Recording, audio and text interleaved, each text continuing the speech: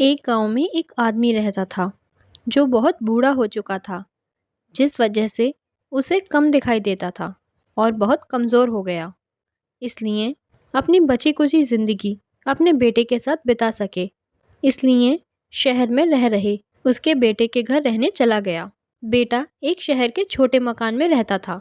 मकान तो उसका छोटा था, लेकिन उसके अंदर जो चीज़ें थीं वह महंगी थीं। उस मकान में बेटा, उसकी पत्नी और उसका 5 साल का बच्चा, यह छोटा सा परिवार साथ मिलकर रहता था।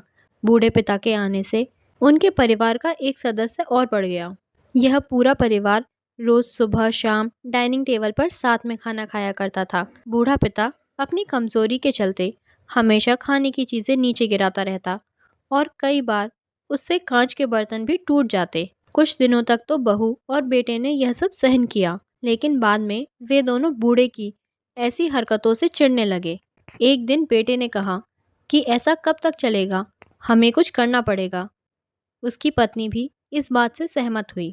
अगले दिन बेटा कहीं से एक पुरानी मेज लेकर आया और घर के एक कोने में उसे लगा दिया और अपने पिता से कहा, आप यहीं पर बैठकर खाना खा लीजिएगा। उन्होंने एक लकड़ी का बर्तन भी बनवाया जिसमें वे अपने बूढ़े बाप को खाना देने लगे।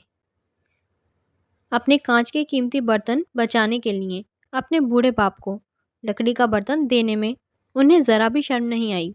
अब खाने का समय जब जब आता तो बूढ़ा बाप एक कोने में बैठकर ही खाता और बाकी का परिवार डाइनिंग टेबल पर खाना खाया करता। डाइनिंग टेबल पर बैठे बैठे दोनों पति पत्नी कभी कभी अपने बूढ़े बाप की तरफ देख लिया करते। बूढ़े बाप की आंखों में उन्हें आंसू भी नजर आते, मगर उन पर जैसे कोई असर ही नहीं होता। बूढ़े का पोता भी यह नज़ारा हमेशा देखता और वह अपने में खोया रहता। एक दिन जब पति पत्नी डाइनिंग टेबल पर बैठकर खाना खा रहे थे, तब उनका बच्चा जमीन पर बैठकर कुछ कर रहा था।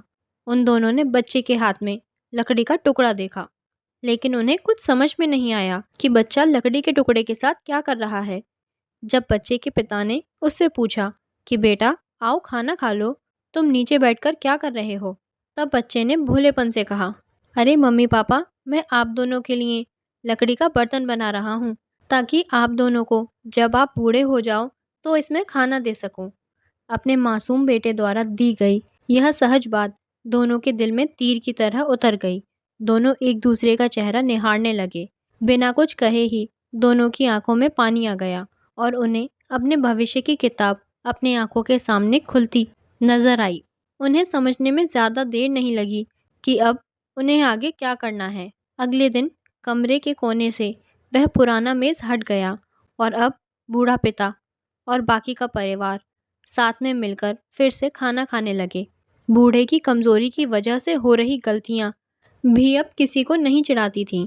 दोस्तों, यह कहानी हमें बताती है, हर वह पत्ता जो आज हरा है वह कल सूखेगा और डाली से नीचे भी गिरेगा।